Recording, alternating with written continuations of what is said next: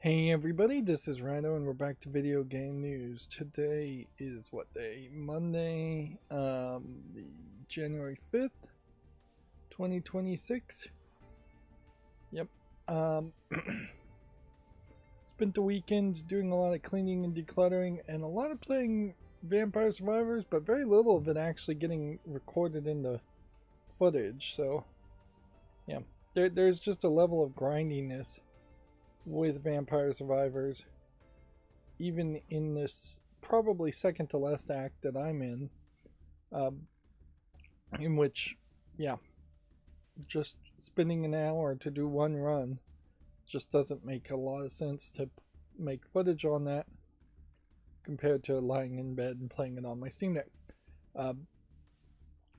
Yeah, I'm making pretty good progress, I would say, as far as getting one room clean and organized, which is then going to almost certainly backfire because then I'm going to end up pushing a bunch of stuff into that one room and then trying the next room and just going in circles, basically. It's cycles, perhaps. I am making progress, but the truth is I still probably have I probably started with like 3.5 times the amount of stuff for one house that should be there, and now I'm probably down to like 2 times the amount of stuff that would normally be in a house.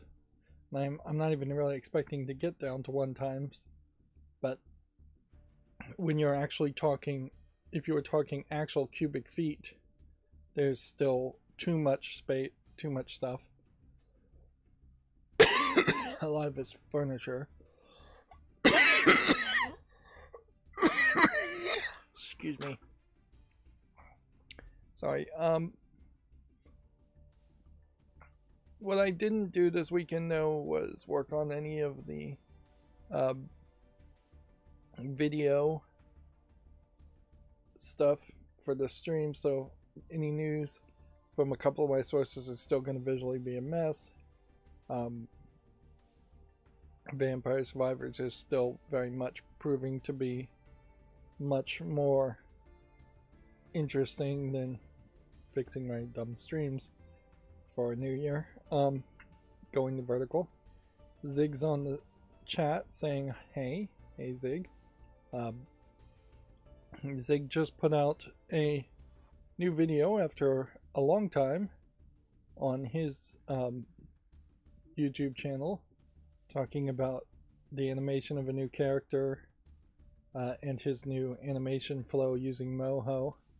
He went from Blender to using Moho just because it's simpler, which, I mean, I can't really disagree with that as much as I am a fan of the bigger known open source and free software like Blender. One would have to be pretty dishonest to say that Blender is easy to figure out and easy to use from an artist's stance, and particularly when you're talking artistic, creative people like Zig, their expertise is always going to be better used to creating things and drawing things, not to learning how to do things.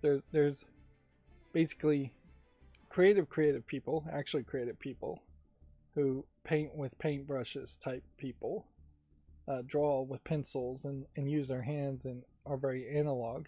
And then there are technically creative people who tend to use Blender more, or video editors or audio editors. Like, they're not so much the first line of creativity, they're their second line of creativity, where they are sweetening and editing and clipping things, and that's more where I think Blender is suited to. For as long as Blender has been around, the number of people that have used it in professional terms has still been pretty low, and the number of people that sing its praises is pretty low.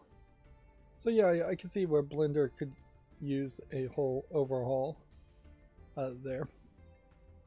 But yeah, I would check out Art by Zig's channel, trying to get him as many views as possible.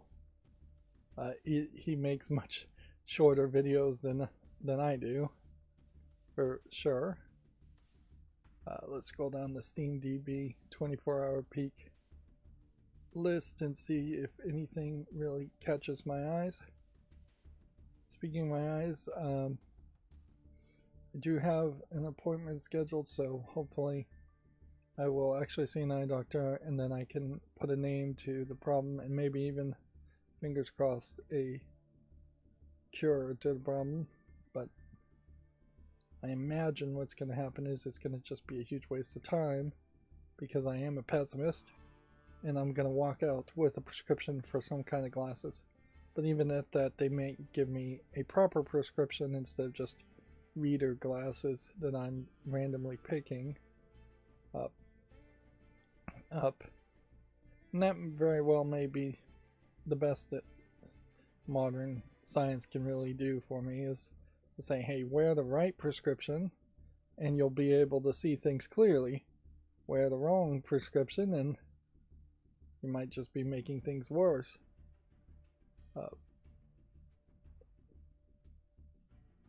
But yeah, I am actively taking steps towards being an adult and seeing an eye doctor, and I'm crossing my fingers it doesn't end up being a nightmare of an expense in that.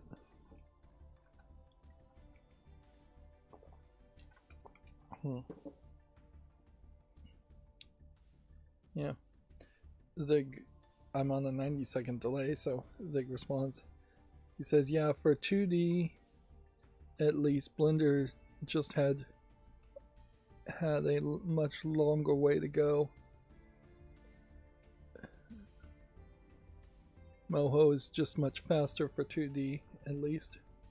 Yeah. Yeah, I wouldn't inherently turn to Blender for 2D animation. Yeah. I keep there's a weirdly completely different set of animation software that is used, and it's not particularly consistent in Asian countries as far as what is being used to animate things. And frankly, it's probably changed more recently because of a growing push to make everything computer CGI, 3D CGI. But yeah, there is kind of no consistency to what you would think was being used. It's not just like Photoshop. And Photoshop anyways would just be still images, not animations. It would be Adobe After Effects or Adobe Premiere or something. Probably After Effects is what the Adobe suite for animation would be, and I definitely wouldn't recommend that. After Effects I tried to learn many years ago, and it was a nightmare, complicated concepts and thoughts. And it's not like it's consistent in the West either. Like, the few animation studios that exist in the West also all have their own in-house software. I follow Disney's Scientific Research and Development division on YouTube, and they have all kinds of new things that they're trying to develop, but none of it really makes any sense as to what it would be used in as far as actually animating things, which in fairness Disney really isn't trying to animate things these days, is it? But yeah, there kind of is no consistency in animation or drawing. Like, if everything worked perfectly, I would say you would use GIMP instead of Photoshop. And frankly, I think you probably can use GIMP instead of Photoshop in a professional manner just fine. For static images and layers, and then you potentially hand that over to a different animator who would then take those layers of images and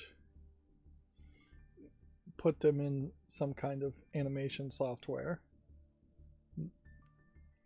And my biggest concern about animation software right now is just all of them are going to start having more and more AI stuff in it, and it's just going to be less and less humans inputting it. I've seen some trends on like Twitter and such where they're asking Grok to redraw actual human art, and it literally just tries to change it to be more like Studio Ghibli's animation, which is ironic considering how Studio Ghibli's animations are known for being some of the best hand-drawn animation out there. It's just ridiculous that that might be the way forward. Yeah, man, I really got to do something more with this chat box. I can barely read it. Yeah. Zig says, ironically, people still want me to do rigging tutorials for Blender, which is unfortunate because I would like to move on.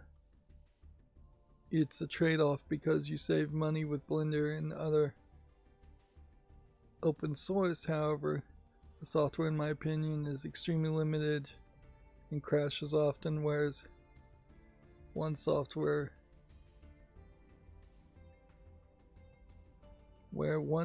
is great at frame by frame, it lacks in. Yeah. Let's bring up my magnifier, see if I can read this better. The software, in my humble opinion, is extremely limited or crashes often.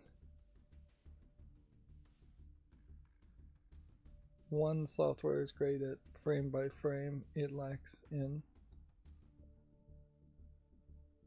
Yeah. Support, export support, or skeletal animations. Yeah. And yeah, I don't even know if you really need to use Blender to create animations for game development specifically. Because it definitely doesn't seem like they talk about using Blender too much in game creation. I think, and I'm going to mention that for open source software, Godot here, because that's the one I watch tutorials for. I think the animation for most 2D tutorials of Godot is pretty much done by simply doing it directly in Godot with a few sprite-based frames. So you'll see people do tutorials and they'll say download this free asset pack, and you'll use the asset pack to extract frames, and Godot will loop those frames as you set them up to look like an animation. Whereas wireframing and all of that is, I think, for most game development specifically, a little overkill in 2D and really only needed in 3D. And that there's a big split there, I think, too, as far as just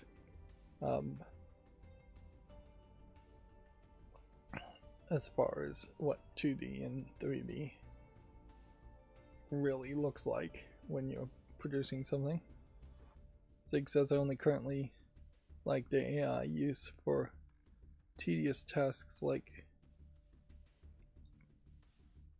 what does that say, tracing PNGs to vectors. It still needs a human touch. Yeah, unfortunately though, AI is just gonna I think lead to the lazy, every generation just getting lazier and lazier as far as artistic endeavors. That's one of the things about Star Trek The Next Generation, is that they really went out of their way to, in small places, show that the people in Starfleet, at least, were going out of their way to do artistic endeavors still by human hands. They were using technology to maybe make a holodeck simulation, but then they also were being creative. They were doing yoga, they were doing research, they were doing educational things to further their career path, or to just learn. Jean-Luc Picard shown reading a book every now and then, just an old-fashioned book. That they didn't just let AI completely take over. Of course, the idea that AI could take over was kind of laughable, and the Borg are probably the exact example of what AI would have become: an entire society that allows itself to become assimilated into one group hive mind. But yeah, my fear for reality, though, is that we're going to just have younger kids not even learn the practice.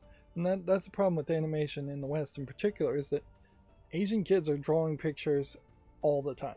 They are watching anime all the time, they are inspired by it, and they are drawing pictures, and they think they can be an animator when they grow up. Whereas Western kids are watching anime and drawing nothing. They're just not encouraged to draw, and even if they are encouraged to draw, they don't stick to it, and they just give up. And yeah,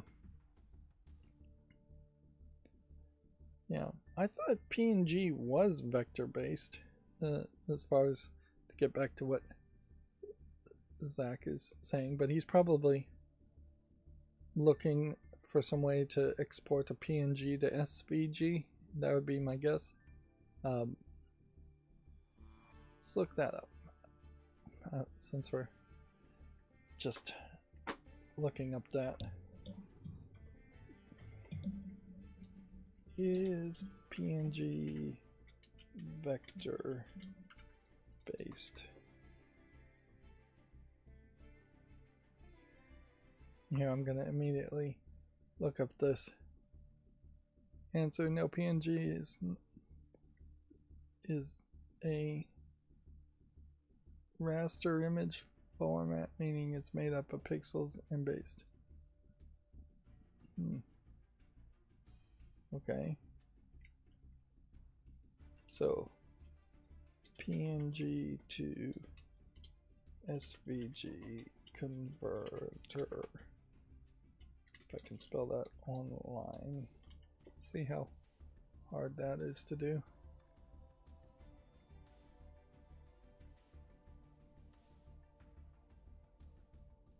Yep. Apparently there's a website that does it.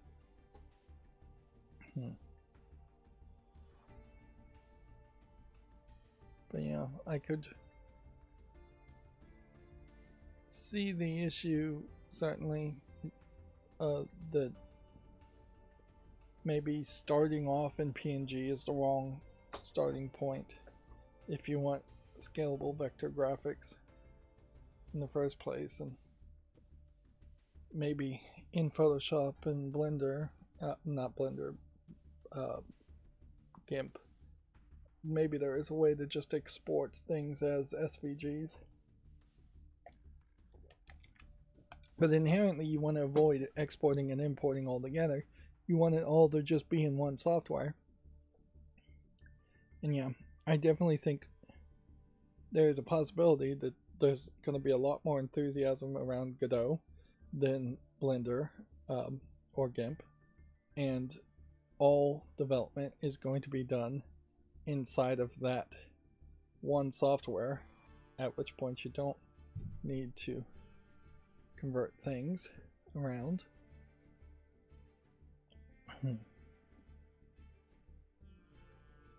See, yeah,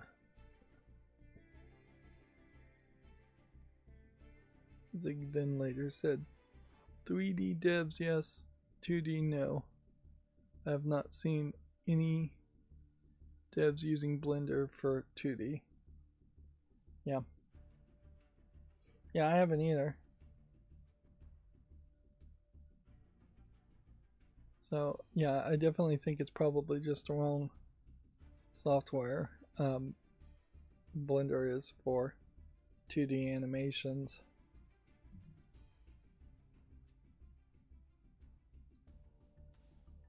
And he says EPS and SVGs. I haven't ever heard of EPS. Or vector based. Yeah. Yeah. As I understand it, vector based animation is better, but it is also very different. You're going to have a hard time doing exactly what I imagine Zig is doing here, which is having something like a Wacom tablet and hand drawing something in a Photoshop like software and then turn that into vector based stuff. Vector based stuff is more technical, more digital in what it's doing. It's more mathematical in how it's depicting things versus an artist, a human artist, which is going to be doing things a human way, which is then going to be converted into a bitmap format, or I guess that's called a raster format. I imagine the most wishlisted games here on this list is not much different either. We're still in the new year. That being said, my last stream did get a lot of views, so we may be back in business as far as YouTube goes. But yeah. Yeah. Zig says when you convert bitmaps, i.e. PNG, JPEG, etc., converting can be extremely difficult. A lot of colors, contrast, and gradients layers get lost in the process. Yeah. Yeah. PDFs are also classified as vectors. I know PDFs are pretty much the de facto standard you want to send things in, so because it's most likely to look exactly the same on someone else's computer as it looks on yours that way, because PDFs embed a lot of stuff like the fonts and formatting and stuff.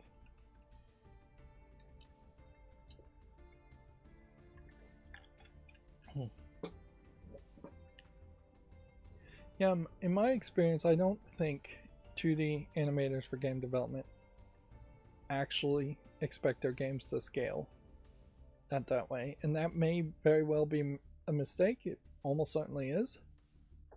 In the future, when we want something to be on our 16K monitors, a lot of pixely sprite-based things are going to look very pixely and sprite-based. When they get scaled up in a very simplistic way, and probably at that point you're going to just have some kind of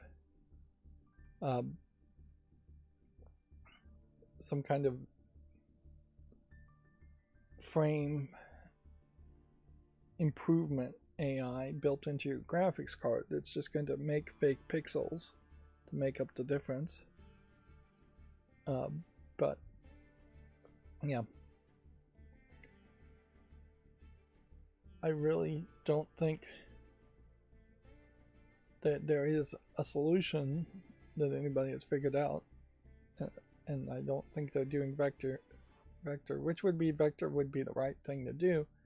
I think what people are mostly doing is, if their sprite is going to be like 64 by 64 pixels, they might be making 256 by 256 sprites and then scaling it down.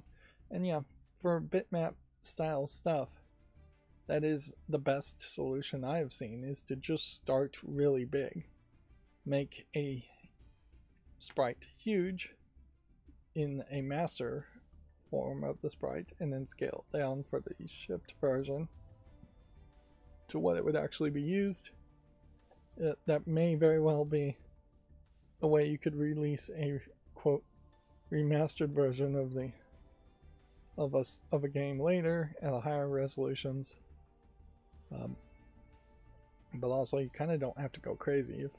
If your sprites look good in 4K, they look good. They're gonna look good at 1080p. Yeah, as for Blender crashing, it probably does. Like, there's probably some user error that people are doing to make it crash. People probably don't have powerful enough computers for them. But yeah, it definitely is the kind of software that is just going to crash when you start to push it, because it is fairly powerful demands as far as what it's doing.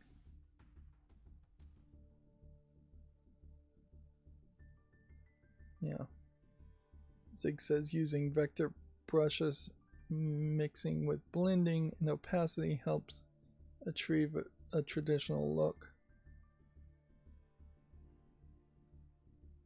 There's a whole business for converting raster images to vectors.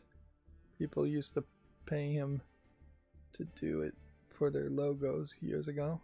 Yeah. Yeah, I imagine there's plenty of businesses that just want a logo and that they definitely don't have an in-house artist. And the logo printing companies, I imagine, are demanding vector-based image for a very good reason, in that if a logo is going to be printed on a 25-foot or 50-foot sign, it's got to be vector-based. And yeah, vector-based drawings for house design and blueprints, which I took a class in doing that, was the only way you could do things using AutoCAD. You would make blueprints that were plotted using a vector-based printer called a plotter. It would use giant things. But yeah, specifically in video games, 2D vector-based is not something I've seen anybody really try and do. If you were going to do that, that speaks to doing something so experimental in my mind that you probably need to make that part of your main gameplay sales point by having your vector-based images zoom in and zoom out a lot. And so then that speaks to a potential gameplay mechanic of some sort, where you're zooming in and zooming out the camera to see images get bigger and smaller. And to me, that would speak towards a puzzle game, one of the kinds of puzzle games where you would perhaps try to line up something visually.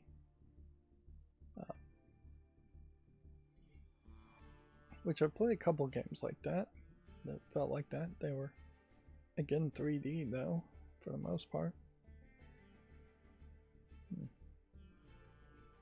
Imagine Zig is trying out Moho now, and he's paid for it, so he's pot committed, to use a poker term. And he's learning a whole new workflow that he'll get comfortable with, and really that's the main thing, is you want the artists to be comfortable for the most part. It's a asinine manager type mentality to come in and tell an artist to use a different software, because anything that slows them down is going to be a problem. The artist species are easily rustled and startled, so it's best to leave them in their natural habitat and let them do what they do best.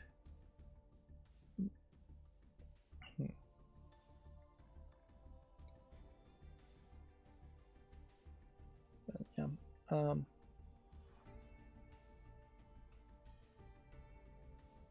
see.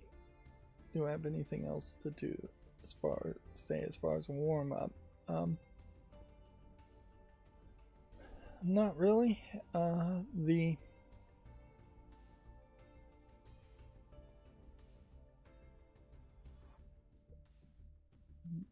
My sleep schedule's been pretty bad again because of Vampire Survivors. I guess I can say that, and been staying up all throughout the middle of the night. But frankly, when I stay up throughout the middle of the night, I actually accomplish more, at least during the winter, than trying to have reasonable hours.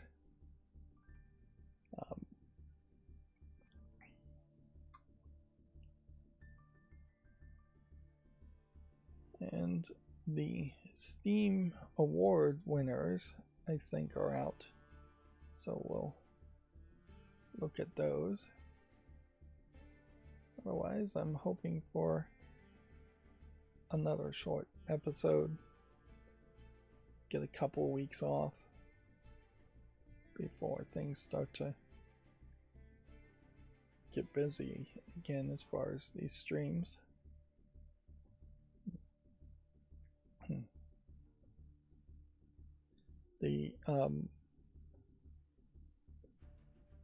I'm thinking about getting a solar powered water auto refilling watering bowl, which is really for like horses, dogs, and cats and chickens, and putting it up a little bit higher to try to attract birds for my next attempt to get rid of all the paper wasps, which for the past week the paper wasps I think are too cold and may be dying out anyways, but they always seem to come back. But yeah, I'm not 100% sure that birds would be able to really drink the water from such a deep well of water, or treat it like a bird bath, because you might need to put like rocks in it or something so that it's not filling up that much with water, and that they could land and have their feet in the water without fully being immersed.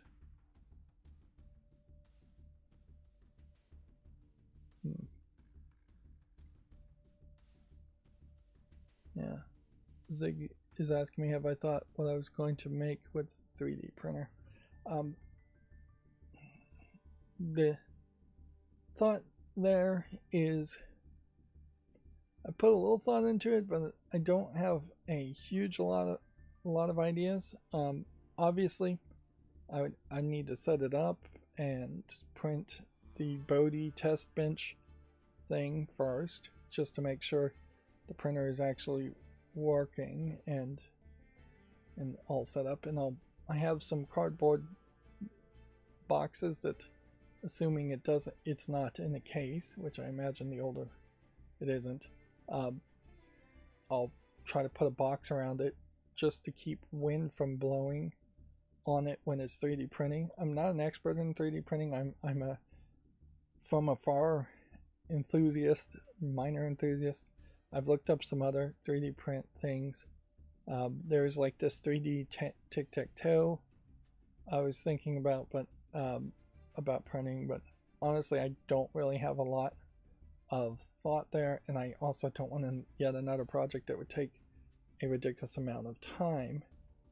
So yeah, I did have this whole project that I dropped the ball on as far as making a smart on-air light that would work with OBS, and I never got the software there. At some point I was going to think about using a laser cutter to make the plastic boxes for on-air signs.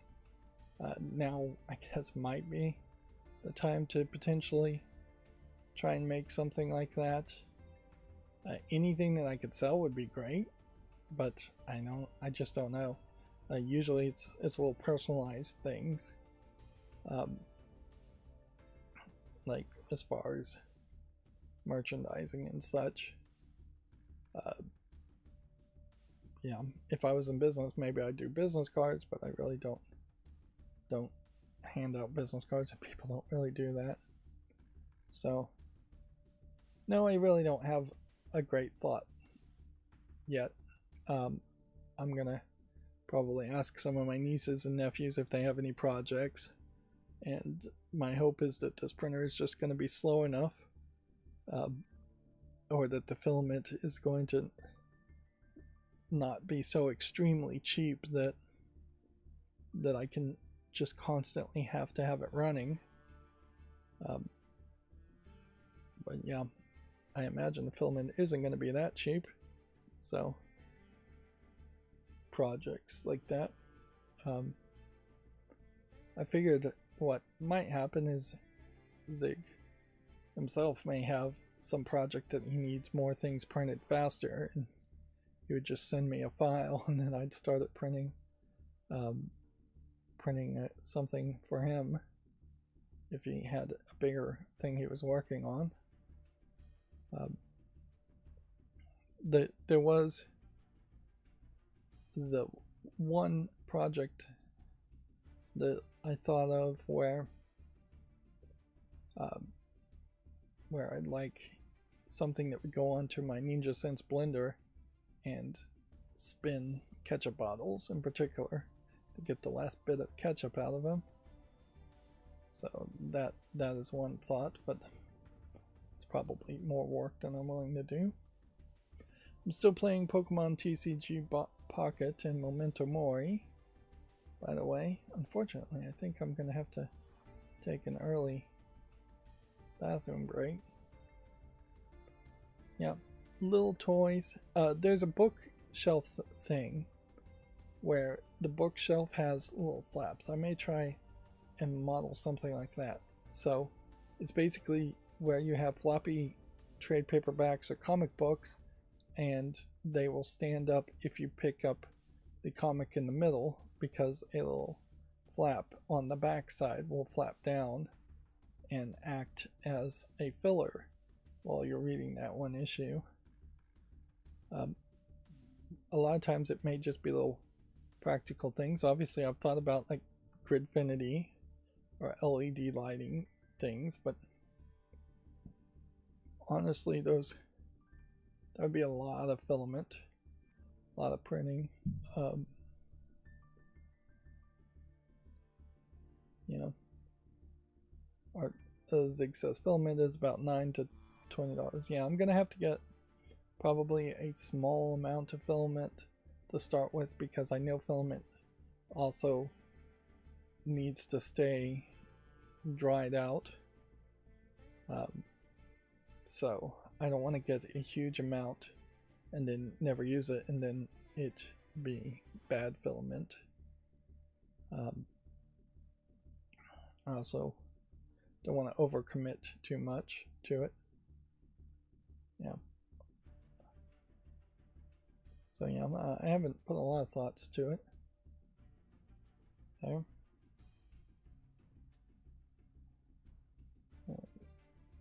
Yeah. As far as being a YouTuber, which is my main focus at the moment, 3D printing doesn't really make that much sense. But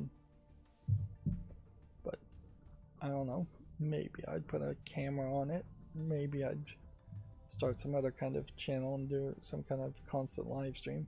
Of course, it would really break my heart even more if it turned out that a live stream of just watching a 3D printer print got me way more views than what I am doing and what I'm passionate about. But yeah, that often happens.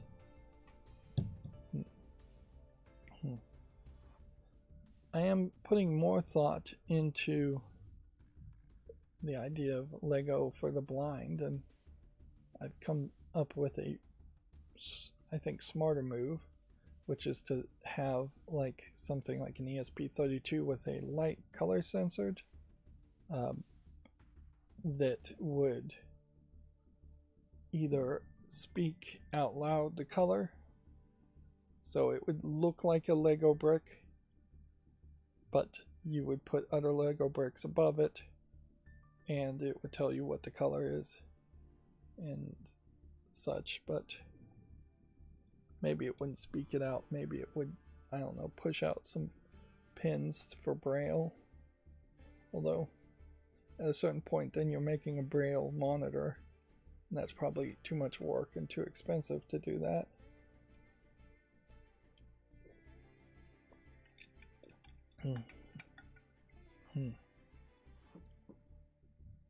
Yeah, Zig says filament's about $9 to $20 for 2.2 pounds, and he got an enclosure for about $20 to help maintain temperature.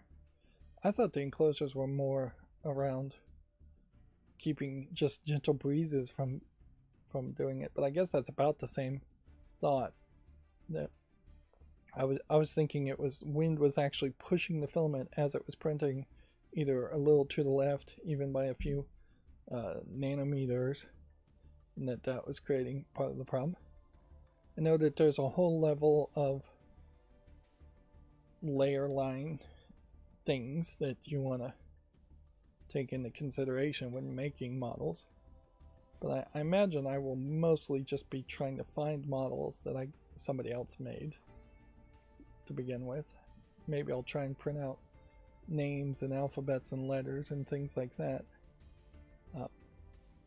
But yeah, and who knows how long it would take me. Like I might have to pretty quickly start on like Christmas gifts for next year if I was going to 3D print a bunch of stuff. As I said, I'm still playing Vampire Survivors a ton, and that's about it. And here we have interesting new formatting issues with Steam, with the sale now not available.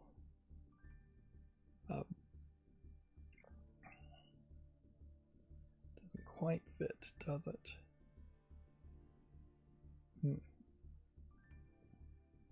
But yeah, I'm pretty sure. I guess there is an argument to start thinking about the Steam machine and 3D printing. Yeah.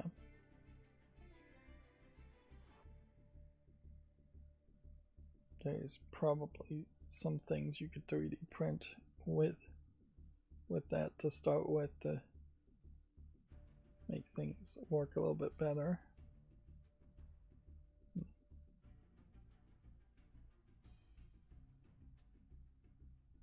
Yeah, Zig says it's temps and fumes and other stuff, I'm sure.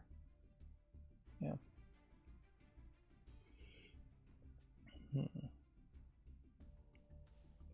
So the Steam Award winners, maybe that's old news. Maybe we already looked at the winners, because it's not being highlighted on the front page today. Yeah, I don't know why certain things now take forever to load too.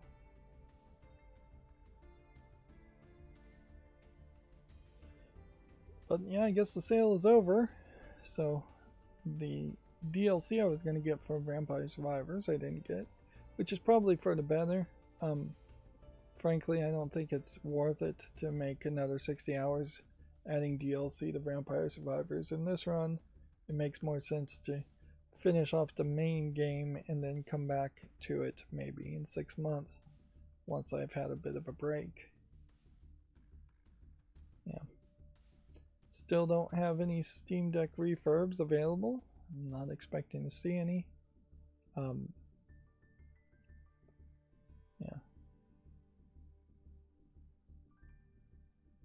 Yeah. Zig says that the printer took about 2 hours to do a 4-inch by 4-inch model. Yeah. I know they are particularly slow.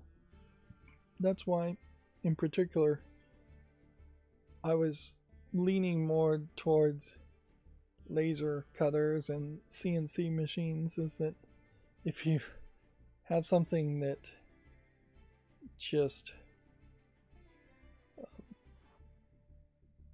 if you have something that just prints 3D prints, it takes way longer than something that can just cuts acrylic or thin pieces of wood. I did have an idea, and frankly this would not be for a consumer level CNC machine, of starting a business, which would never go well for me, where you would buy bookshelves and then modify them to have LED lighting built into them. So the side rails where you would hang the bookshelves would have metal adjustable shelf mounts, and the pieces of metal that the shelves sat on would have contact points which would connect to LEDs that would be embedded on the underside of a shelf. And I suppose if you really wanted to, you could use some copper tape to flip the shelf upside down if you wanted to light things from below. And then there would be just a standard way in which the shelves are made, with 3 different models to start with, where even though the middle, or where the LED could be either at the front of the shelf, in the middle of the shelf, or at the back of the shelf.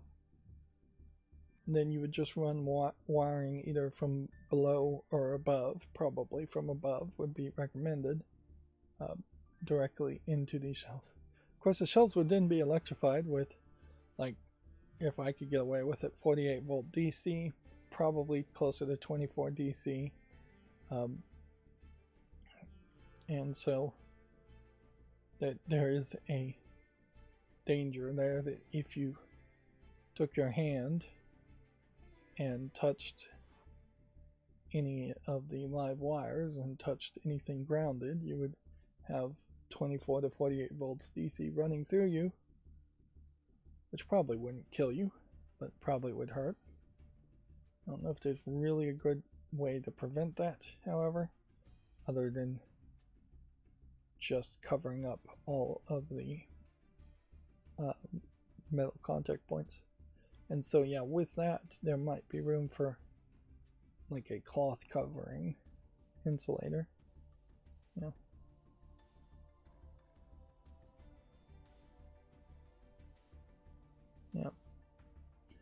Zig says it would take about 3 to 5 hours for controller holders, for an Xbox controller holder, which I just knocked my Xbox controller in the floor onto a piece of metal from a table, so I do need something like that, and that probably would be an interesting gift.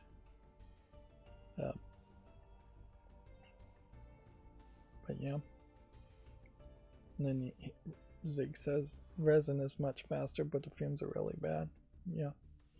There is a fairly large difference in filament extraction printing, 3D printing, and resin curing printing. And then there's a non-personal laser resin curing printing that I think even has higher levels of detail. Yeah, I definitely think maybe 40 or 50 years down the line, 3D printing will be at a very high quality compared to today. But yeah, even photo printers these days kind of suck, and scanners kind of suck. They haven't gotten that much better.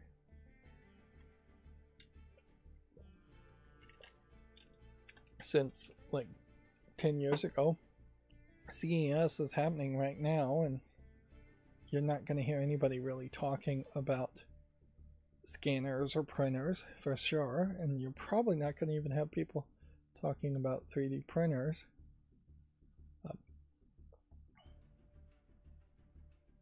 It was a hard sell, 3D printing, to try and think that it was going to be the new PC where everybody was going to think that they needed that and had to have one.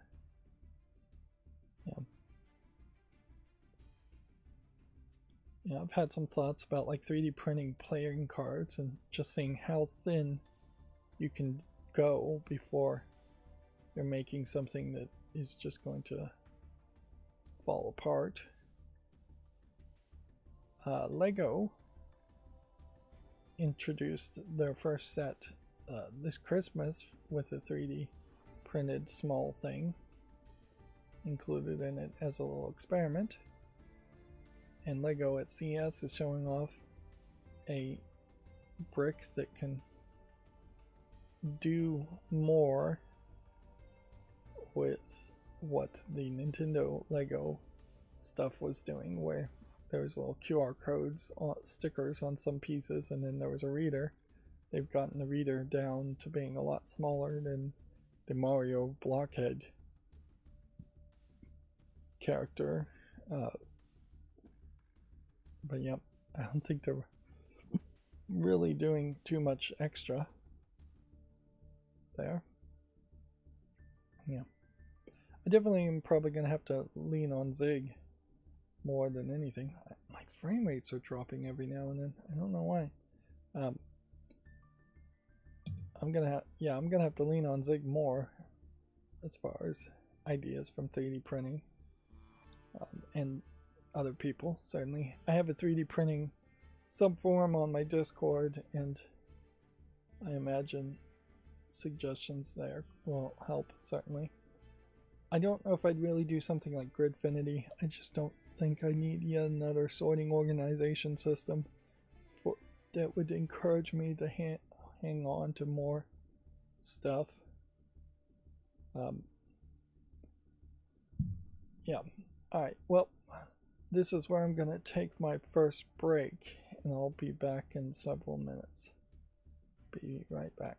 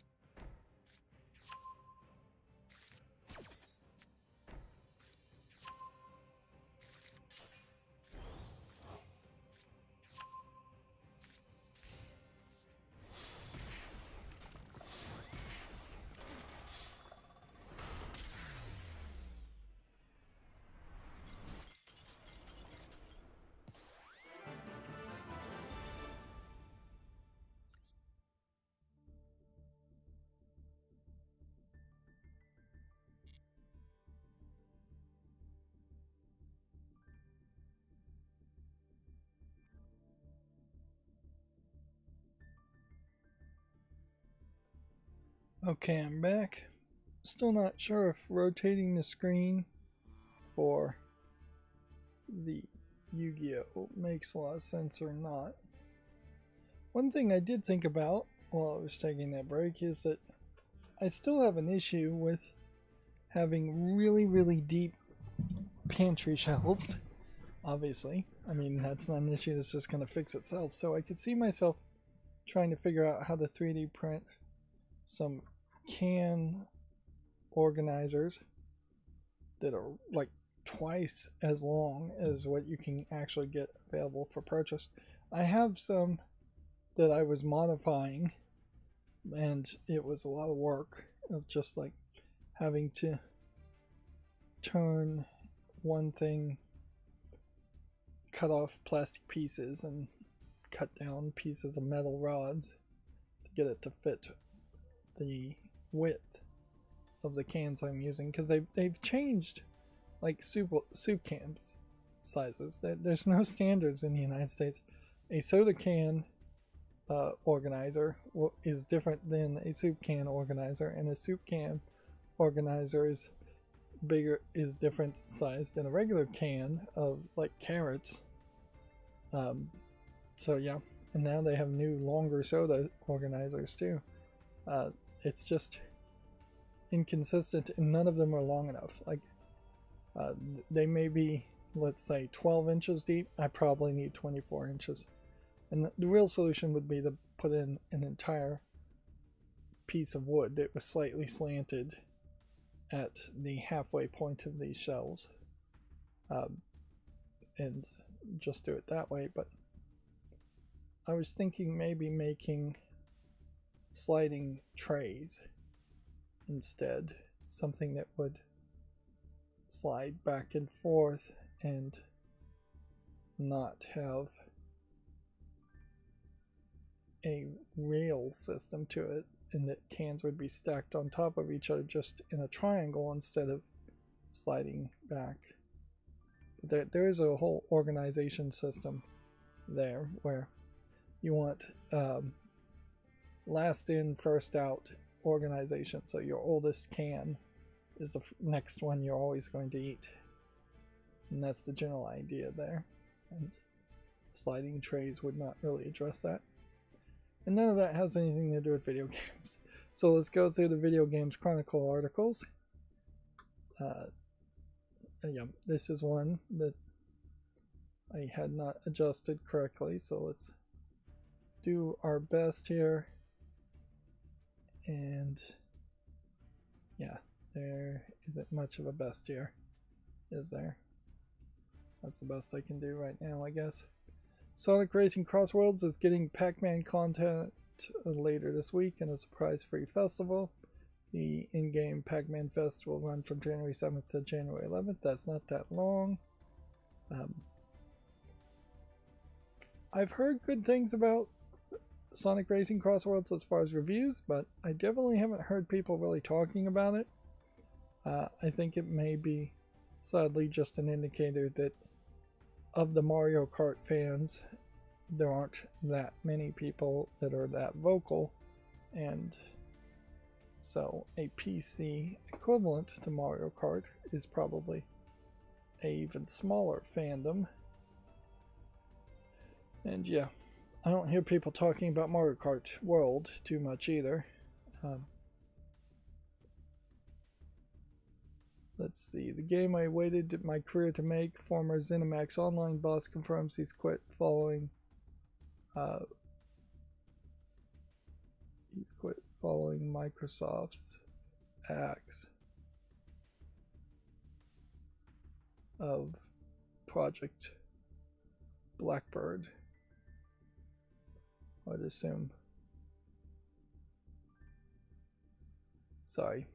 Yeah, this really sucks. The easiest thing to do is just to turn off the CSS. Okay. Let's just do that. Yeah. It was the game I waited my career to make. Former ZeniMax Online boss confirms he quit following the Microsoft axe Okay, well, I mean, that seems fair enough, really. I mean, if that was the game you wanted to make, you shouldn't be forced to stay with a company. And in fairness, let's just take it a step back. ZeniMax employees never really agreed to work for Microsoft in the first place.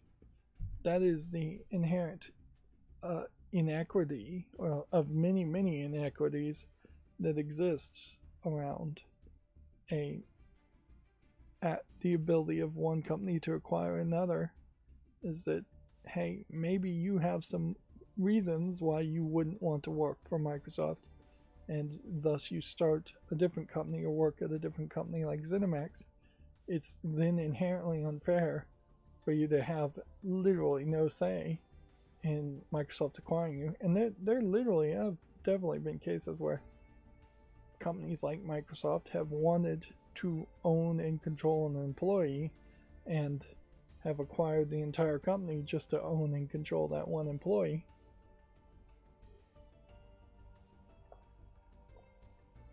And not all of this is, it's not always the case that you're just capable of quitting a job, not only financially, but legally speaking. You can't, in many cases, just stop working for a company if you're under an actual contract, without giving some kind of notice or having some kind of cause, or there's a non-compete clause in your contract, so you give, say, 2 weeks notice or 90 days notice, and then you can't work in the same industry or do the thing you want to do for an extremely long amount of time. Let's see. Next story from Video Games Chronicle. It's the right moment. Final Fantasy IX character designer Toshiyuki Itahana quit Square Enix. Itahana said he decided to leave last year after Final Fantasy IX's 25th anniversary. So, interesting. It is interesting that we've gone from all of 2025 being the year of people getting laid off, and now we have some bigger people after Christmas deciding to quit themselves, which in fairness is probably the right move. Yeah, wait until Christmas, wait until that Christmas bonuses has come through and all of that, then quit in January. Yeah, this is also the time where the real hiring, if any real hiring is going to happen, happens. Whereas from pretty much October to December 31st, any hiring that happens is very possibly temporary hiring and seasonal hiring. Even if it's not labeled as such, there is always that risk that there is going to be really a layoff that happens. There are unfortunately just entire companies that do that 24/7 too, where they'll have no intention of really keeping anybody for any amount of time. The whole, if you're not employed for 90 days, they don't have to do benefits, so they never keep anyone past 90 days, is a scheme. I'm starting to think that I may have just hit the max as far as all my Wi-Fi smart devices go. Max number of connections. Although I did change my settings, and that was another thing over the weekend I should have worked on. But yeah, my bookshelf lights are in the far corner of my house, and they're losing connectivity.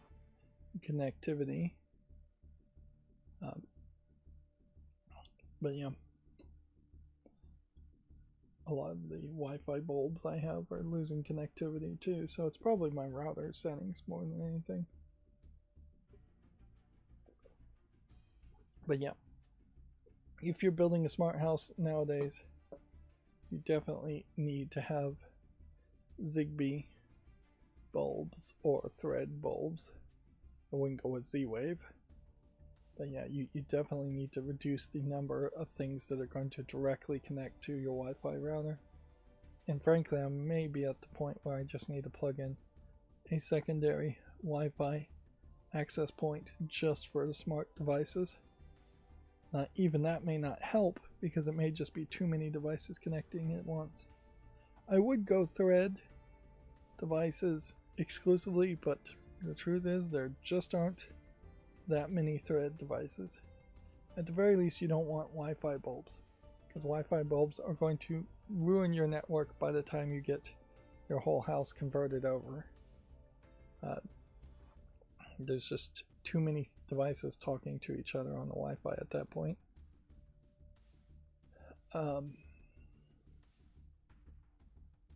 but certainly it's irritating at the moment because my bookshelf lights are right in front of my face and I cannot turn them off.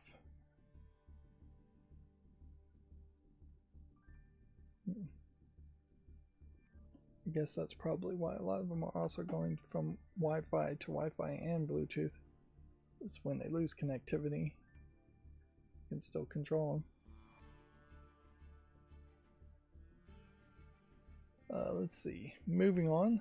Splitgate 2, the shooter that unlaunched after a controversial marketing, doesn't appear to have captivated players. I don't even know what the controversial marketing really was.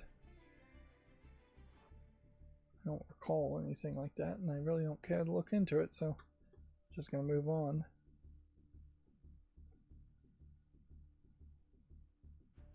The Sega co-founder and arcade founding father, David Ryzen, has died at the age of 95. The American airman was integral in establishing Sega games business in the Japanese arcade scene. There probably is some interesting stories there that we could look up, but I will leave it for other people to look up things. Yeah, that is a blind spot for me. Certainly I should know more about him. It is also interesting how it seems like a American or Western guy was so integral into Sega, a Japanese company, probably coming to the West.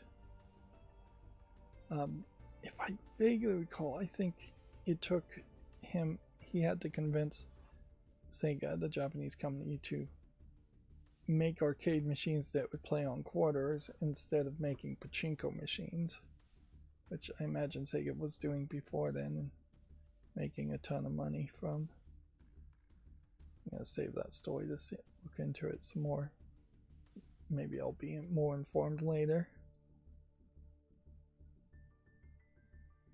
Yeah, after 43 million votes, Steam's 2025 Game of the Year is Hollow Knight Silksong.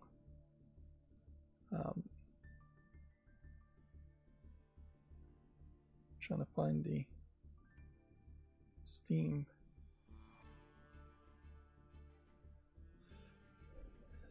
awards section.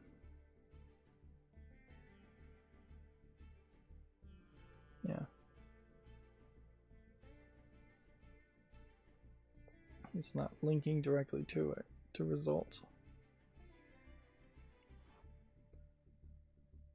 Hollow Knight Silksong is not particularly surprising. Let's see, Metroid Prime 4 devs said rebooting the game again was out of the question despite changing tastes. In fairness, yes, I do agree that had they rebooted it again, it would have never come out. It would have just been cancelled completely. Yeah, and in general, I do agree that games should just be shoveled out in their less than perfect states versus having games stay around but in development hell forever, because you're never going to get that perfect example of something was developed for a really long time and then it came out and it was worth it. Oh, by the way, River City Ransom Underground is getting delisted from stores. It's on sale right now, but the pictures and everything are missing from the Steam storefront, so kind of don't even know what you're really getting there. And honestly, I don't think it's one of the River City games that's worth owning, because I think River City Girls 1 and 2 is probably the only River City games that are worth owning.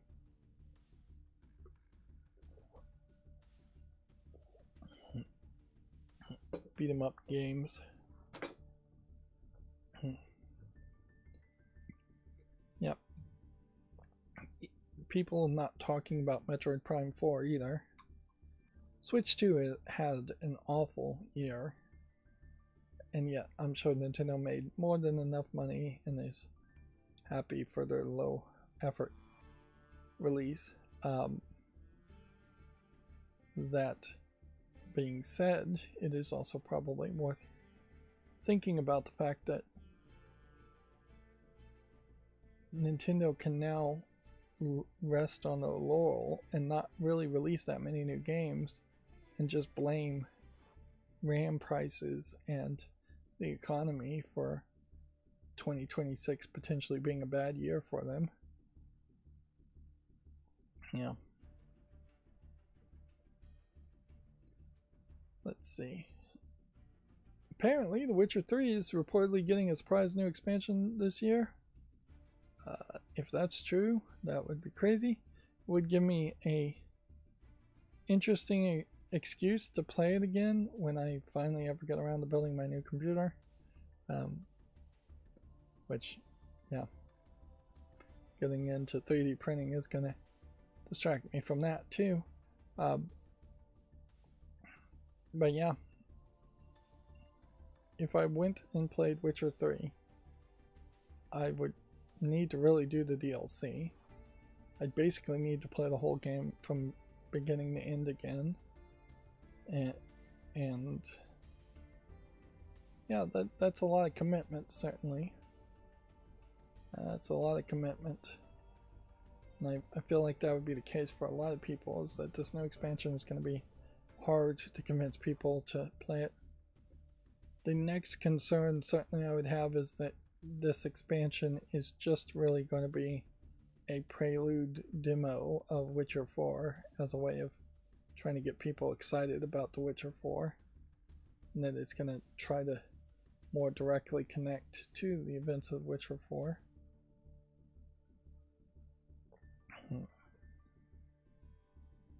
Let's see, 2025 was the worst year on record for Xbox consoles in the UK. Xbox console sales were down nearly 40% in the UK last year. Yeah, I imagine that trend is going to be followed in different places around the world. A Monster Hunter Wilds on Nintendo Switch 2 evidence grows, including a glimpse of how it could run. So rumors are abound. Then Sonic Racing Crossworlds director hints at a big surprise crossovers for 2026. Which, okay, that sounds a little exciting. But unfortunately, I think I may be the only one excited about it, or one of the few. And obviously I'm not that excited because I didn't buy Sonic Racing Crossworlds, so I'm not playing it. Moving on to the Gematsu articles. Sonic Racing Crossworlds DLC Pac-Man Pack launches January 7th. Since Gematsu is a page that is, for the most part, formatted correctly, we can click play here and see if it will actually play the trailer. Took a while to load.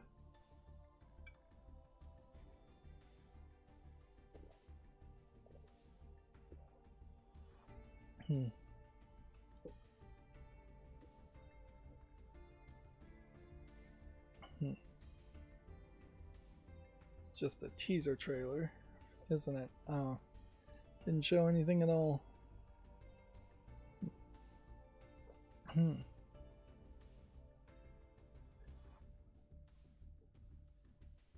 Yeah. Guess moving on. Human Nest launches in early access on March 11th. It's an open world 2D sandbox action RPG dated. I'm watching a tutorial on how to make a RPG game, a 2D RPG in Godot, and one of the things about these tutorials though is that they kind of move fast and they distill the idea of what you really would do to make a game down to here's the general process of doing it once, but we're not going to really tell you the reality of the grind there, and that you're going to have to do it hundreds of times while you're developing a game. Like they'll show you how to do it with one character or one terrain tile. They will not tell you that to make your game stand out visually, like this game, for example, standing out visually, you're going to have to make hundreds of different assets, and you're probably not just going to be able to go and get a free asset pack, one free asset pack, and use everything in it without modifying things severely.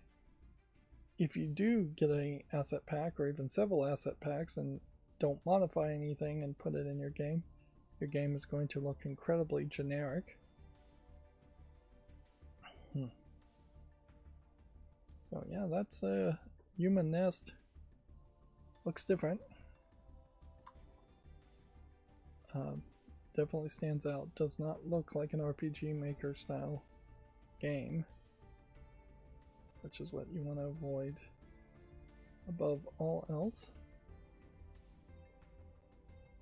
Yeah, we can see Sonic Racing is rated very positively on Steam, and Human Nest I will put on the follow list.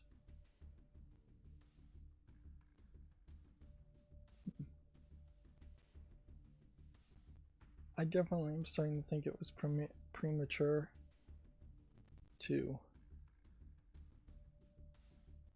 go vertical before building my new computer. I should have waited, because yeah, we've got something here that is causing my computer to lock up for a second here, a second there.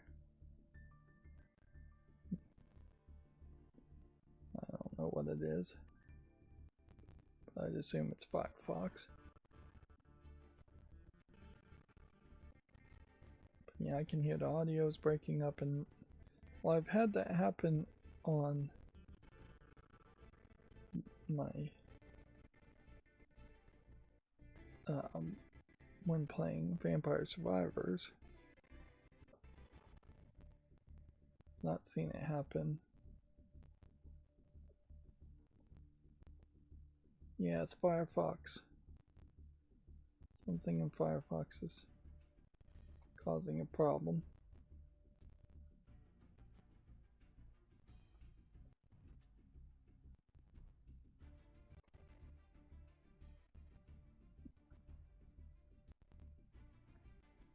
How did that get turned on?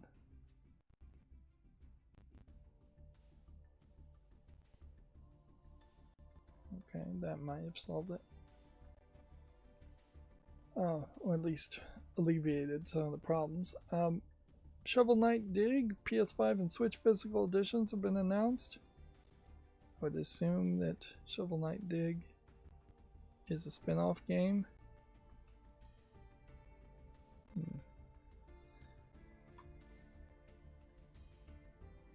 But maybe it's not.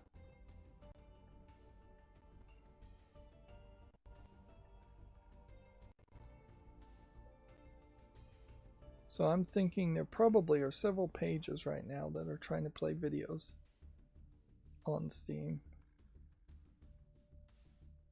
Styx Blades of Greed gameplay trailer, 9 minutes of new footage. Video is already privated. Yeah. I have to applaud the Styx series for trying, considering how little interest it seems like there really is around the series, and I personally didn't find it too interesting. At least the first game. Really not my style of game in general. Hi-Fi Rush Physical Edition pre-orders open January 16th. I think what I'm going to try and do here is just rush through all the news. Code Vein 2 walkthrough trailer character creator demo launches January 23rd. Which, yeah. That's nice to know. Nothing more to really say there.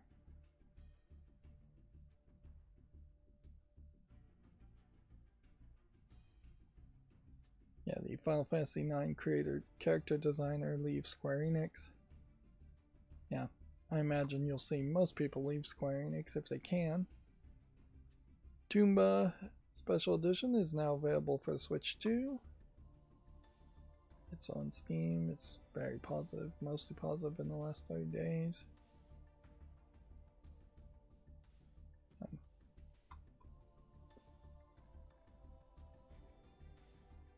Fitness Boxing 3, your personal trailer DLC Persona 5 Royale pack has been announced. Which, that seems like a weird crossover. BXI announces a typing game, Holotype Treasure Zombie Island for PC.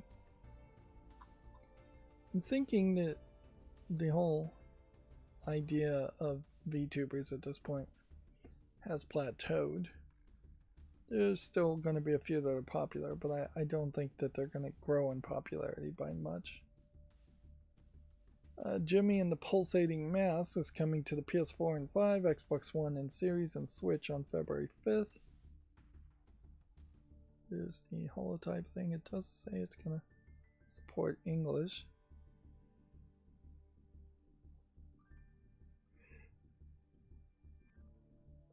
But I don't know if it really is.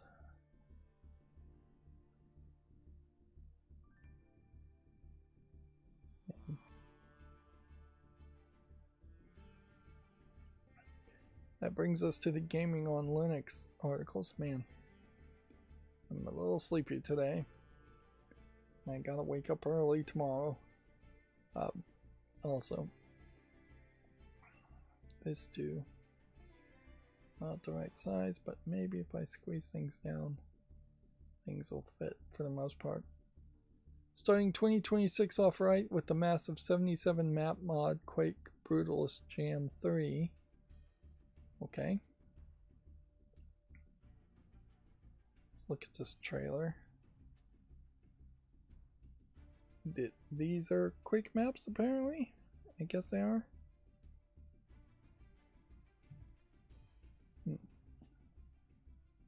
Looks like there's a pretty large variety of things here.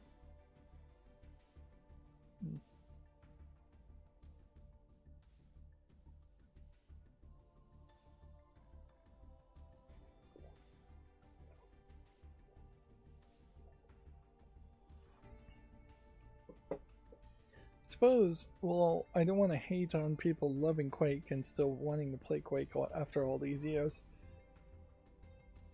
It definitely feels to me like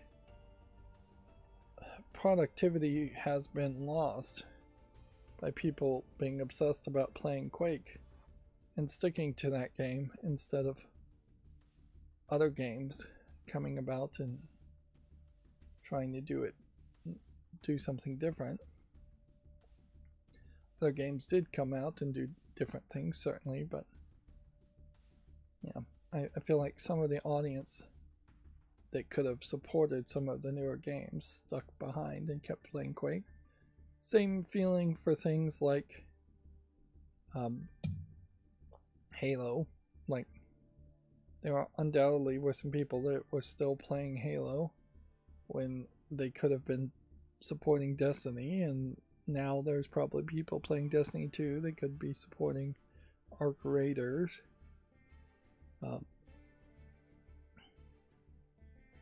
There's definitely a ton of people that still just play FIFA games and NBA 2K sports games and wrestling games.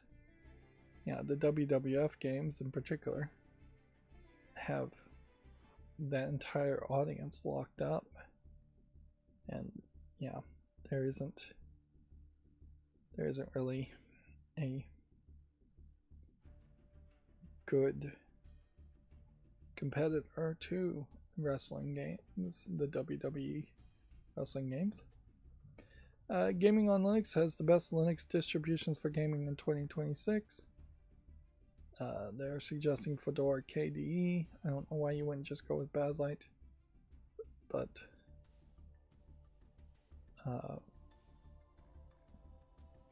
yeah, it is, I guess, just their opinion. They're suggesting Bakelite for handheld devices. Yeah, I suppose that's something I could 3D print too. Like, there is definitely something missing around the Steam Deck in that it is not designed to be held in any way sideways. The software doesn't rotate the screen, which kind of sucks, because if you were going to use it like a reader, it would be a big heavy reader, but it could certainly do it with the hardware. And there is just a bunch of empty space on the back side that really should have more stuff in it. So I could think about maybe trying to do something, making an accessory for Steam Deck. Of course, a lot of these things are just going to be thoughts. They aren't going to be actions. Like, I really don't need to distract myself. And I really just have to be realistic with myself, is that anything I make is probably not something I'd be able to sell or make any kind of business out of it.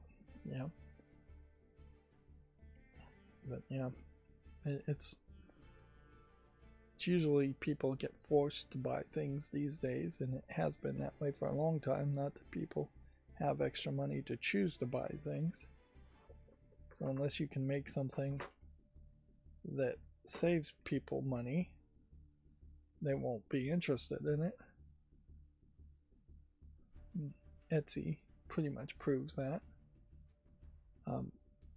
And there's not a lot of people who are successful on Etsy before you also started to have a lot of cheap Chinese reproductions showing up on Etsy too, for people taking cheap Chinese products and then selling them like they were handmade, crafted things on Etsy.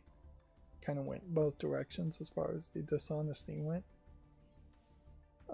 Moving on, based on Transport Tycoon Deluxe, OpenTTD gets some big new features in version 15. There's a list here. I don't care enough about the game to read the list though, so check out the article yourself if you're interested. This page does not want to close.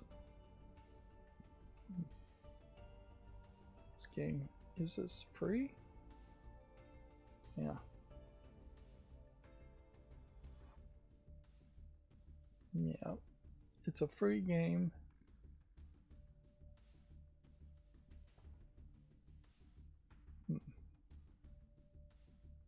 It's overwhelmingly positive. I'm just going to add it to my library. It's playable on the Steam Deck.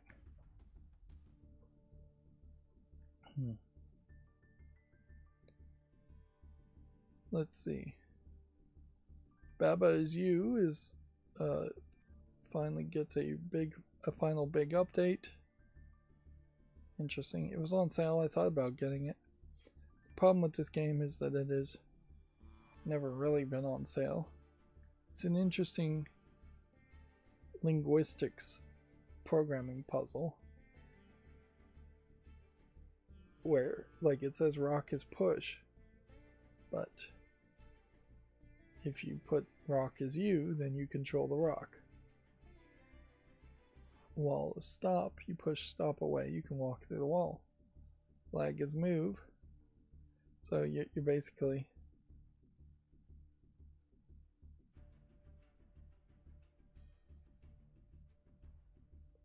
push the language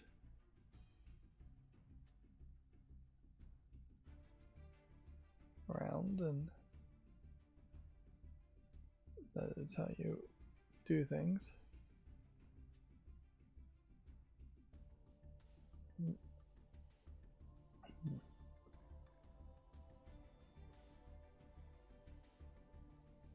Oh, I guess I don't have anything more to say there. Man, I am low energy today.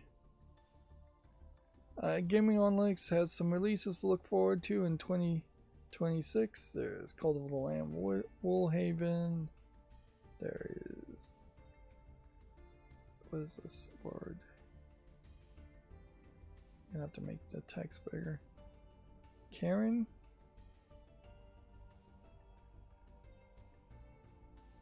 Okay, there's Mugenics. There's Reanimal. Resident Evil Requiem. Mouse PI for Hire. Slay the Spire 2. I didn't know that game wasn't out. Pragmata. 007 First Light. Control Resonant. Oh, that's coming out quicker than I thought it was. Ontos. This game Ontos looks like it might be interesting. Witchbrook. Battlestar Galactica Sacred Hopes. Star Trek Voyager Across the Unknown. You know you're scraping the bottom of the barrel of Star Trek games when you're making a Voyager one. Pal World Pal Farm. Gears of War E-Day, if it really comes out. Death Stranding 2. Didn't know that game was out. Wasn't already out. I thought Death Stranding 2 had already come out.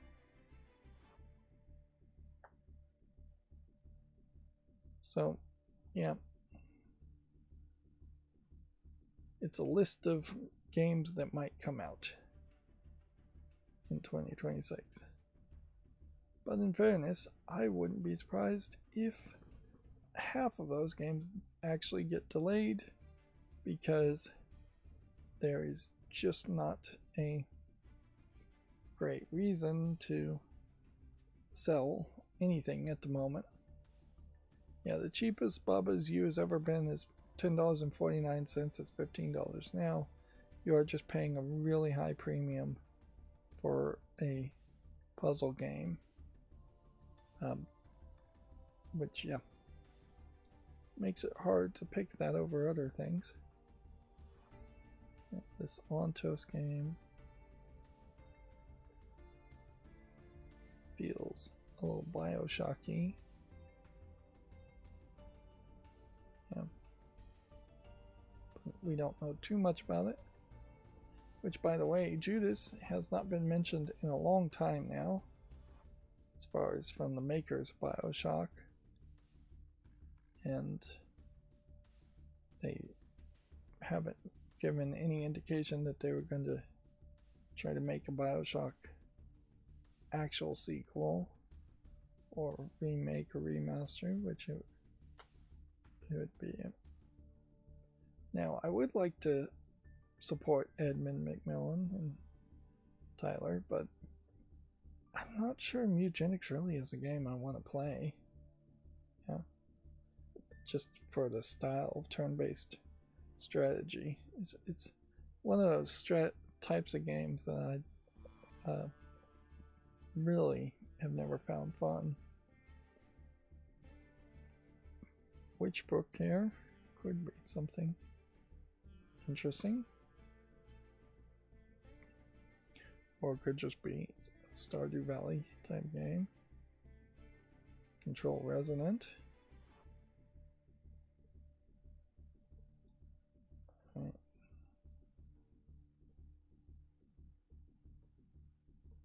Battlestar Galactica Sacred Hopes. It's hard to get into anything Battlestar Galactica years after the game itself. I mean, the show itself has ended.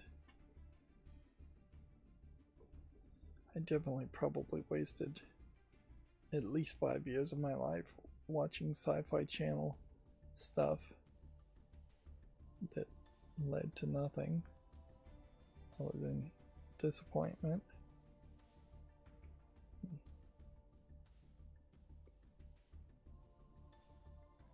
Some of these should be on the follow list. Some of these definitely should have had YouTube shorts theoretically made for them.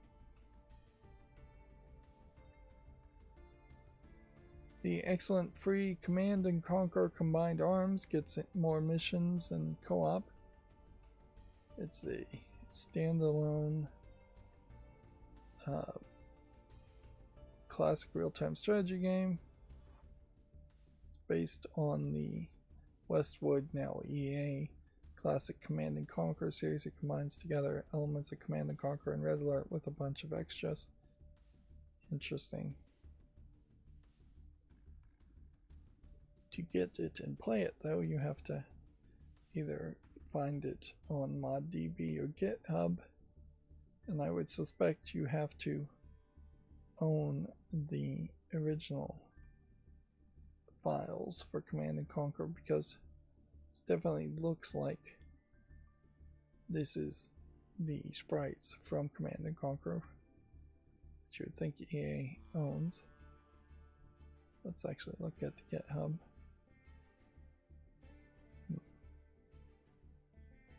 Let's see. readme.md.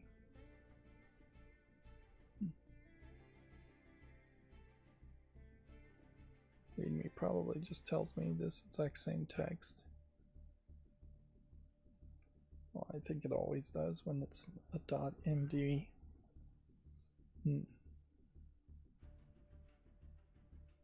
So, make configure, or do you just download the 1.0 release here? I think you just download 1.0 release here.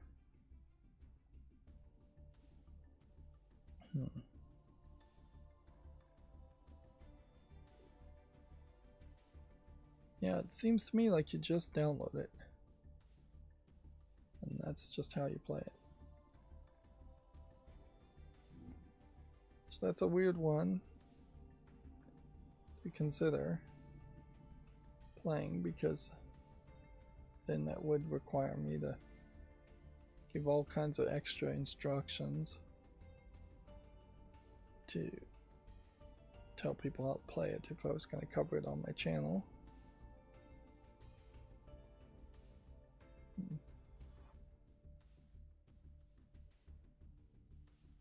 Let's see. The Augmented Steam Browser plugin adds AI features from VaporLens.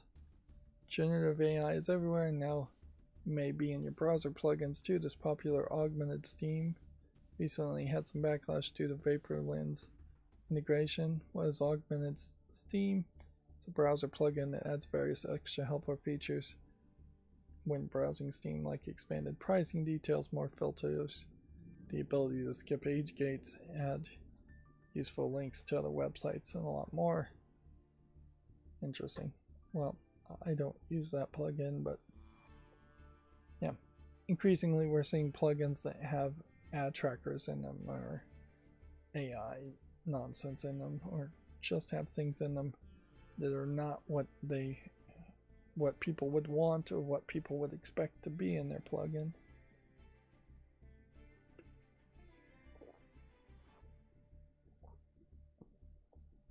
It's another fine example of capitalism corrupting, and that you just can't have people make good plugins and maintain good plugins without either charging money directly, or charging money directly and adding a bunch of tracking and ads and things, or adding a bunch of ads and things and not charging money directly.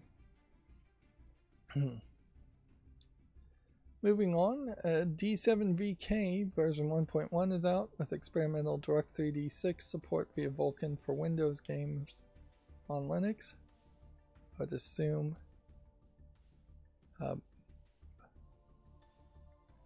would mean that more games would be supported. Perhaps older games.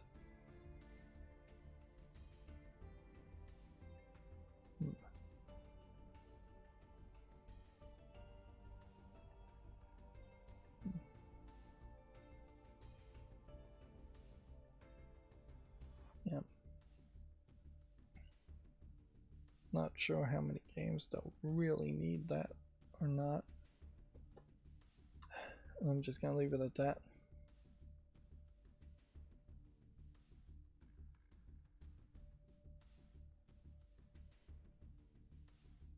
Moving on, the epilogue reveals the SN operator to play real Super NES cartridges on various platforms. This obviously is going to be a hardware adapter. I don't know how many people really need to pay $72 though to play a Super NES game cartridge. Okay, and then Valve reveals the most popular Steam games of 2025. This is valuable information. I wish I was more energetic today to really go through the whole list, but I imagine you're not going to see too much surprises here. No surprises really at all. Yeah. And while I personally may not like Balatro as much as other people did, it's no surprise that it sold very well. But yeah, no small game really on that list. Native Linux support for Hightail will be launched as experimental. Bazite Linux gets a spring cleaning update to end 2025. They called it a spring cleaning update. Basically just updating everything to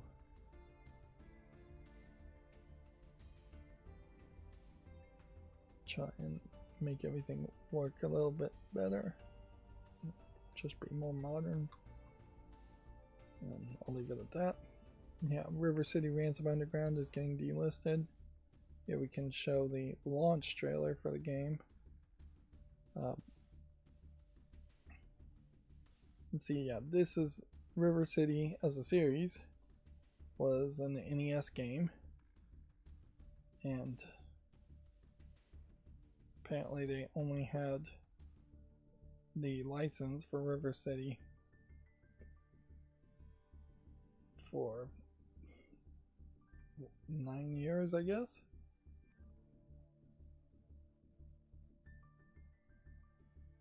Yeah.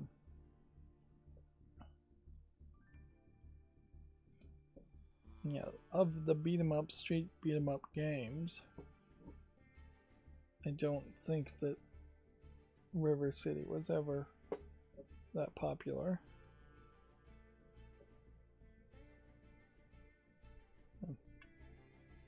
I would think the Simpsons beat 'em up game would be much more worth owning and playing, and the Ninja Turtle games much more relevant and worth playing.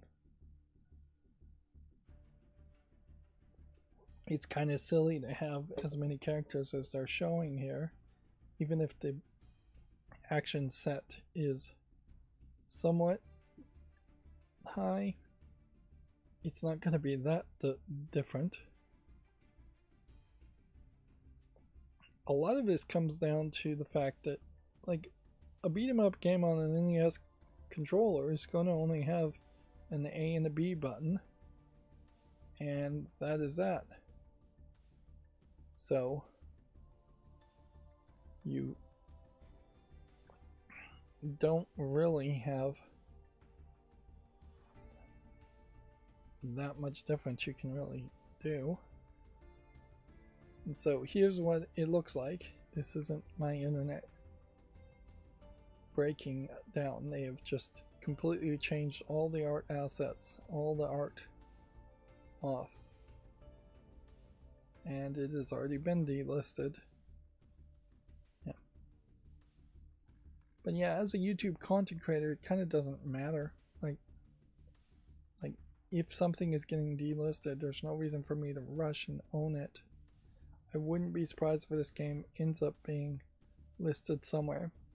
It does bring up an interesting question. Technically, by my definition, there is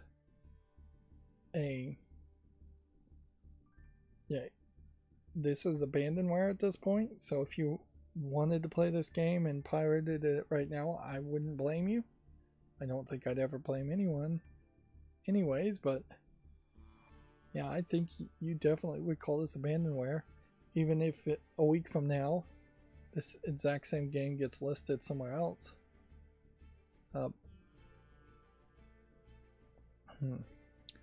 Zig jumps back in the chat. Sorry, I had to go away and make a quick YouTube video with someone in my Discord, lols. Yeah, I saw that. You were going to do that. Probably didn't need to make something that fast, but if your inspiration hits, I can't blame someone for making a video. But yeah, if Zig is going to make videos that fast, he should be making probably one on the daily.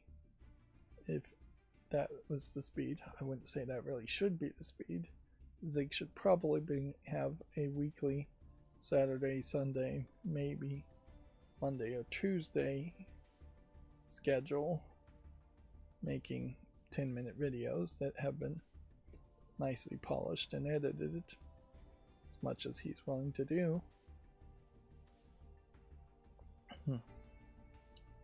Yeah, River City Ransom is delisted. So gaming on Linux has the Steam Awards being revealed. So Game of the Year was Hollow Knight Silksong. VR Game of the Year was The Midnight Walk. Labor of Love was Baldur's Gate 3. Best game on Steam Deck was Hades 2. Better with Friends was Peak. Outstanding visual style was Silent Hill F. Most innovative gameplay is Arc Raiders. Best game you suck at is Hollow Knight Silksong. Best soundtrack is Clair Obscur Expedition 33. Outstanding story-rich game was Dispatch. Sit Back and Relax was RV There Yet. I am pretty sure, now that I think about it, that all of these announcements were made a while ago, and I had already covered them. Yeah.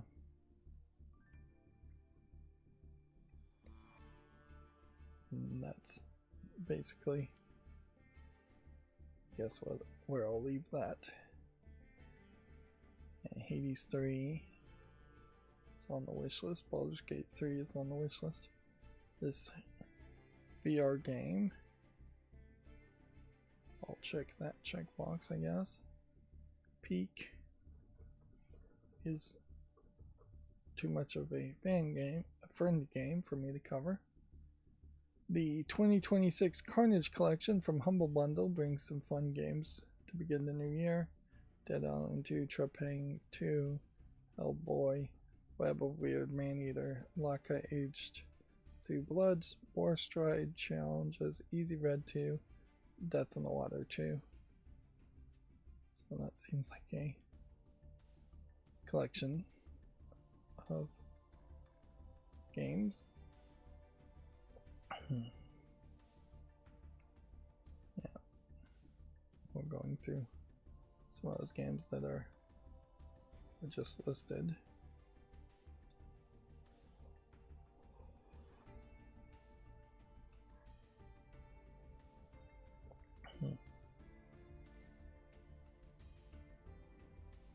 There is this weirdness, I would say, now around things like Expedition 33, in that I just don't know if there's really enough relevance to go back and play it now. Like, it may be so overhyped that if I was to ever try and play it, it would just be kind of ridiculous to cover it. G Proton 10-28 brings fixes for Duet, Night Abyss, World of Tanks, and games with spatial audio and more. Yeah, spatial.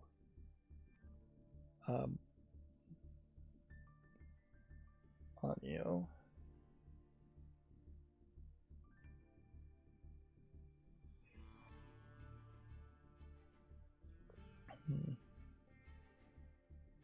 So apparently you can change the Wine ALSA channels now to 5.1 or 7.1.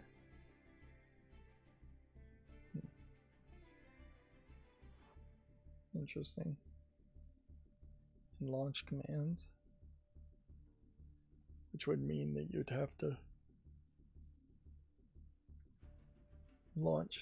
make custom launch commands for each game, or the game developer would have to make custom launch commands.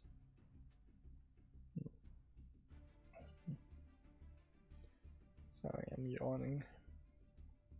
Just woke up and frankly need to probably go back to sleep after this whole stream.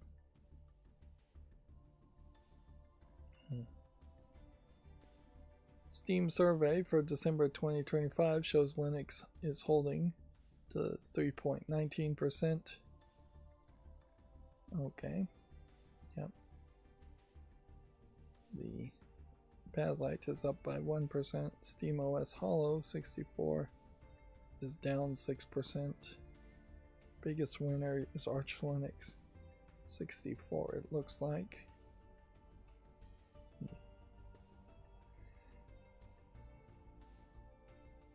I guess one of the reasons why CachyOS is gaining popularity, I heard, is it actually apparently is like way more optimized and twice as fast than other operating Linux distros, to the point where it might be twice as fast as Baslite even, which, if that's the case, yeah, that is significant improvements in speeds.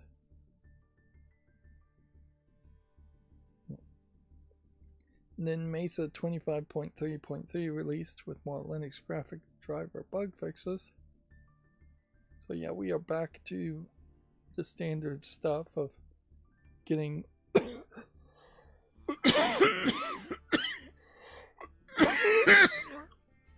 sorry, yeah, we're back to the standard style of releases where we're getting just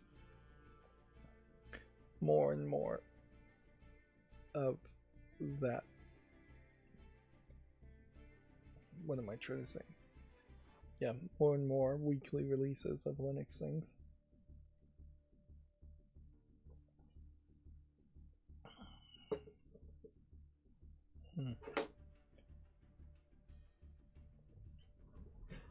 You know, for somebody who's trying to talk for a living, I don't really do that good of a job talking half the time.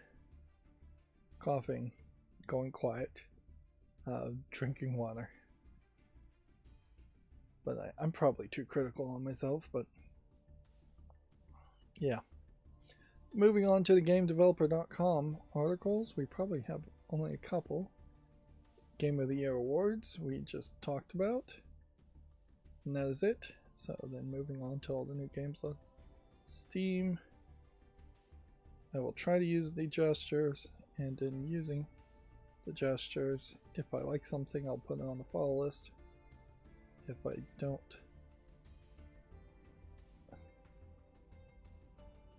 yeah, if I don't have any interest in it, I will swipe down, and if I swipe this way, then I will be leaving it open to make a YouTube short on it, but maybe not putting it on the follow list.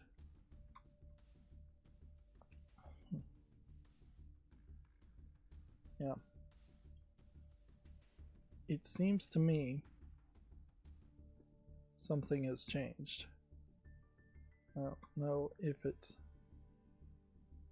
my code is changing something or something is glitched, but it seems like it is at least pausing. Oh, why am I going forward on here? This clearly is an adult game that should be in the adult section. I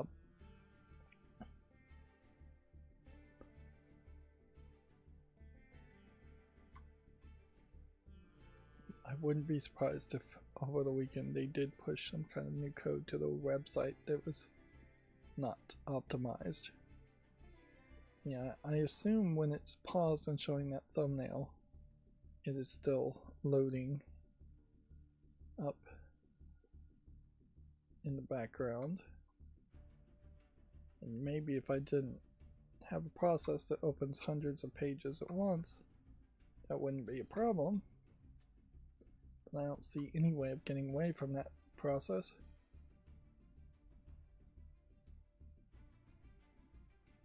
I don't know why I particularly follow these shoot 'em up games. They may have some relevancy, but even if they do, I'm not sure I'd really want to play them.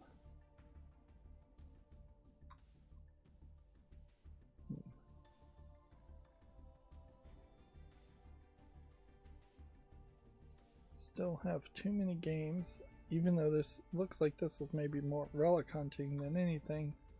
Too many games that look too much like Stardew Valley. Yeah.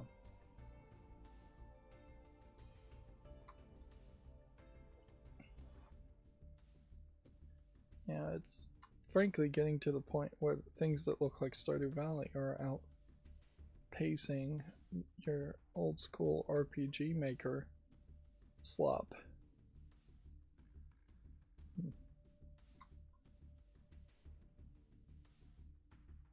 Yeah, slop is, I think the right term to use is that there's far too many trends of slop games. This might be interesting. That show up on Steam Direct and try for something different, or aren't trying for anything different. That is their problem.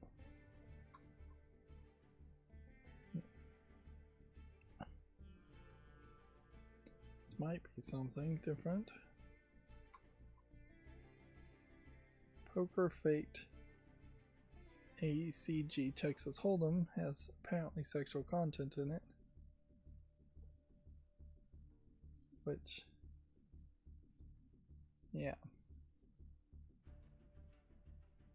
it's mixed reviewed. Let's see what the reviews actually say here.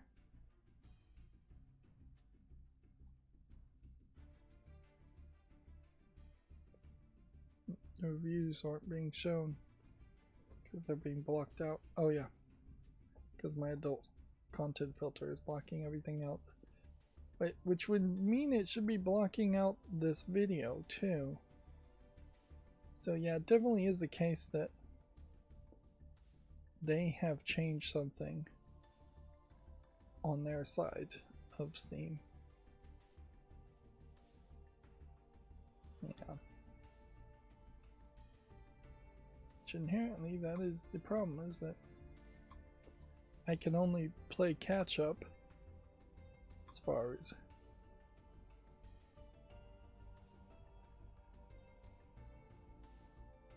how it goes. Anytime that Steam changes their page, which they have been doing some major changes in the past couple of months. They've left it pretty static and the same for years before that. Yeah.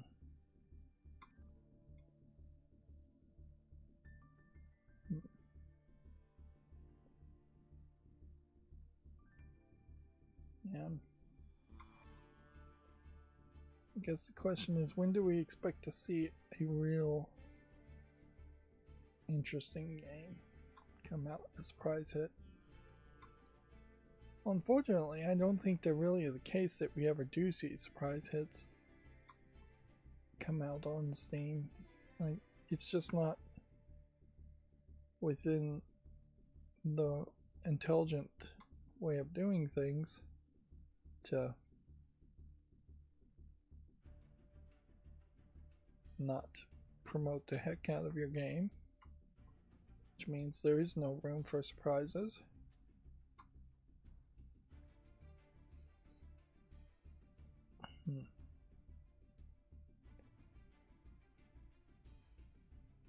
No, I guess if McDonald's wanted to be relevant again to kids, then they would be probably handing out Steam gift cards like crazy.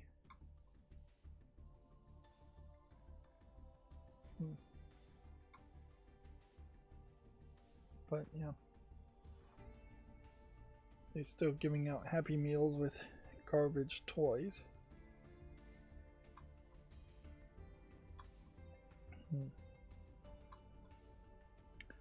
Or at the very least, you would think that maybe there would be like a mobile game.